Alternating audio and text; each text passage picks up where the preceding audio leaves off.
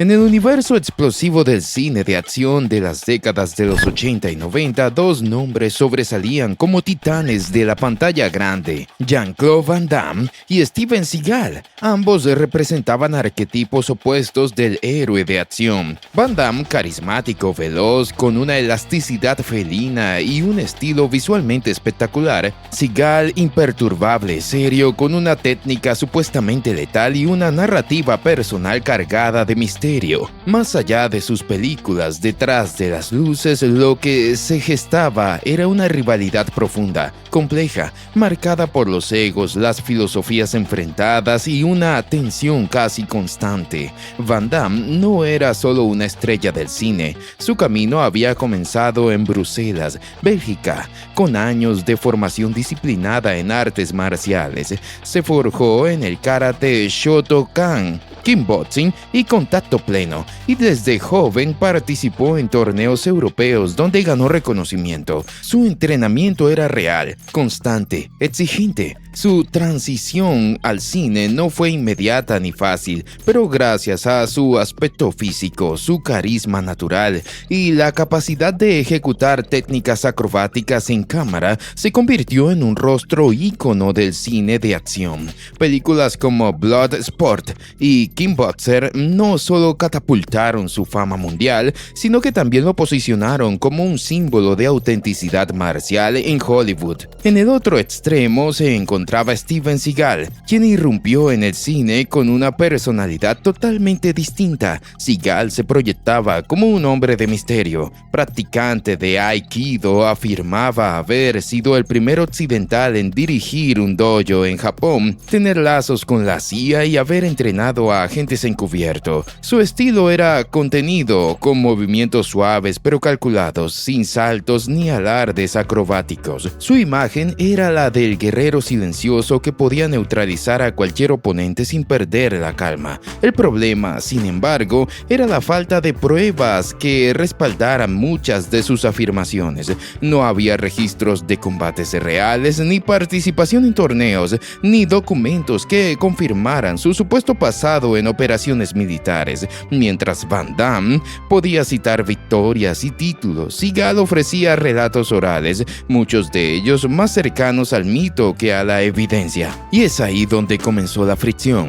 En entrevistas, Seagal no ocultaba su desprecio hacia otros actores de acción. Llamó a Van Damme el bailarín, refiriéndose despectivamente a su entrenamiento en ballet, y lo acusó de ser un showman sin verdadera capacidad marcial. También se burló de Chuck Norris, cuestionando su historial a pesar de que Chuck Norris había sido campeón mundial de karate. Incluso se atrevió a minimizar la figura de Bruce Lee, tildándolo de actor más que luchador, una frase que le valió críticas feroces. El desprecio de Seagal hacia sus colegas parecía parte de su estrategia para consolidar su propio mito. Sin embargo, en vez de intimidar, provocaba rechazo. Van Damme, por su parte, no era amigo del conflicto mediático. Mantenía un perfil más bajo en cuanto a polémicas, aunque tampoco ignoraba los ataques. En diversas entrevistas dejó entrever su molestia, pero siempre respondía con elegancia.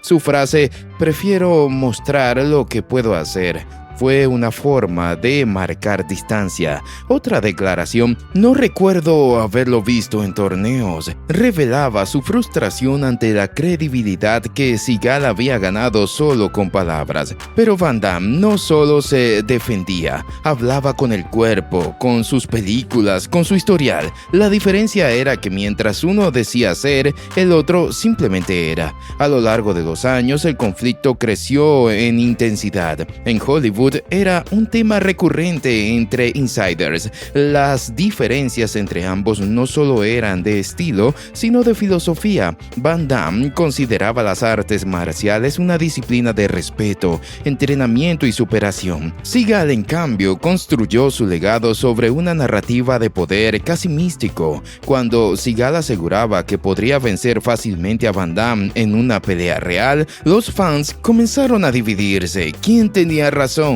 ¿El hombre que hablaba o el que luchaba? Esa tensión latente estalló finalmente en un evento que se volvió legendario. La fiesta en la mansión de Sylvester Stallone en los años 90 fue una reunión lujosa, donde se congregaron algunas de las mayores figuras del cine de acción. El ambiente era de celebridades, pero también de competencia velada. Steven Seagal, fiel a su estilo, comenzó a hablar una vez más sobre su superioridad marcial y volvió a referirse a Van Damme con desprecio. Lo que no sabía era que Van Damme lo estaba escuchando. Van Damme, hasta entonces tranquilo, se acercó a Seagal y lo invitó, con serenidad, a salir al jardín y resolver la disputa como artistas marciales. No hubo gritos, solo una propuesta directa. El ambiente se congeló.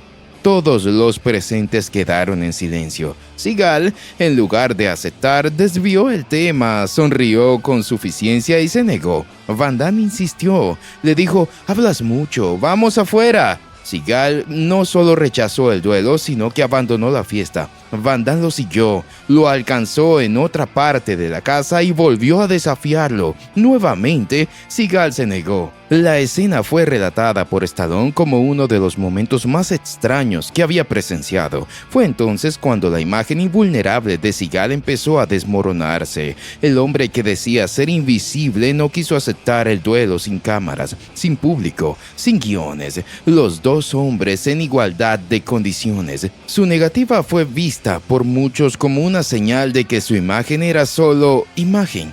Después de ese evento, la opinión pública cambió. Van Damme no solo había enfrentado a su detractor, sino que lo había hecho con compostura, sin necesidad de violencia. No necesitó golpearlo para demostrar su punto. Su sola disposición frente al silencio de Seagal fue una declaración de principios. Y aunque la pelea nunca se concretó, en el imaginario colectivo quedó claro quién era el verdadero guerrero. El legado de ambos fue tomando rumbos distintos. Van Damme, con sus luces y sombras, continuó trabajando, evolucionando y ganó el respeto tanto de fans como de críticos. Incluso llegó a reírse de sí mismo en entrevistas, demostrando autoconciencia y humildad. Reconoció sus errores personales, habló de sus excesos, pero también mostró gratitud por su carrera. Seagal, en cambio, pareció encerrarse cada vez más en su personaje. Sus declaraciones se volvieron más extravagantes, sus vínculos con gobiernos extranjeros más confusos y sus historias más inverificables.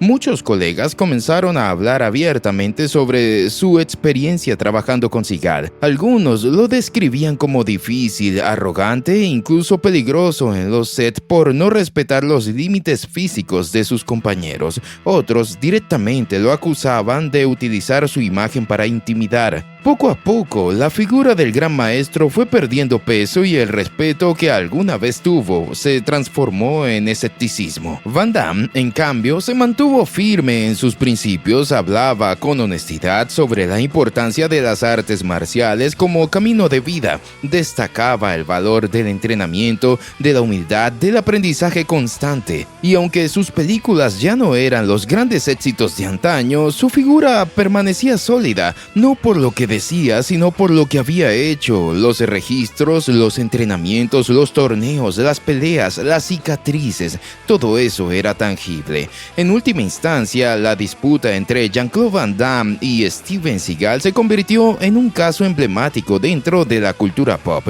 Representaron en gran medida una pregunta universal: ¿qué vale más, la imagen o la verdad? Van Damme mostró que no hace falta gritar para ser escuchado, que el verdadero poder está en la disciplina, en la autenticidad, en la disposición a ser probado. Seagal, en cambio, terminó siendo una figura más mitológica que concreta, envuelta en relatos sin pruebas y promesas sin cumplimiento. El tiempo fue el árbitro final de esta rivalidad. Hoy, Van Damme sigue siendo reconocido como uno de los grandes del cine de acción, no solo por su técnica, sino por su honestidad. Seagal, por otro lado, es recordado tanto por sus películas como por sus afirmaciones dudosas. En la historia del cine, ambos tienen su lugar, pero en la memoria de quienes valoran las artes marciales por lo que realmente son, la balanza está claramente inclinada.